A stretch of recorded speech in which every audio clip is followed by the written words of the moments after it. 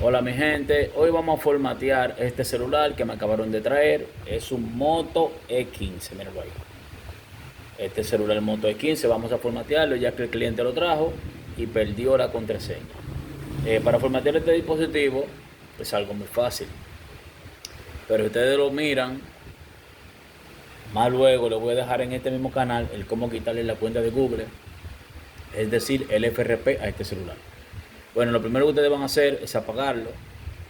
Tienen que apagarlo completo. Vamos a presionar el volumen arriba y encendido para apagarlo. Miren ahí. Vamos a apagarlo completo.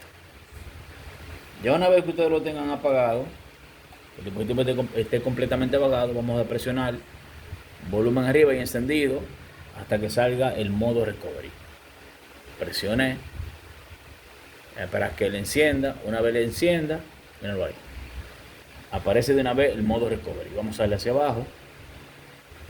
Ustedes se van a quedar ahí, que diga recovery mode. Van a darle encendido. Vamos a esperar un momento para que ustedes vean.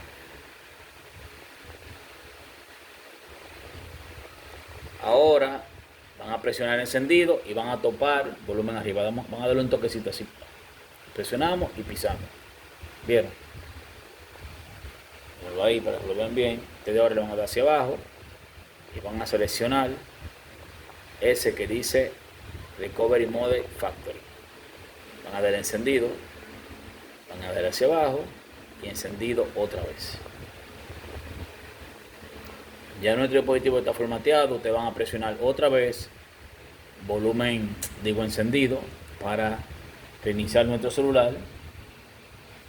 Mirenlo ahí. Él ahora va a subir, mirenlo ahí, él ahora mismo va a subir con la cuenta de Google. Así que tienen que tener mucha paciencia para poder trabajar este dispositivo. Ustedes saben, suscríbete al canal y comparte el video.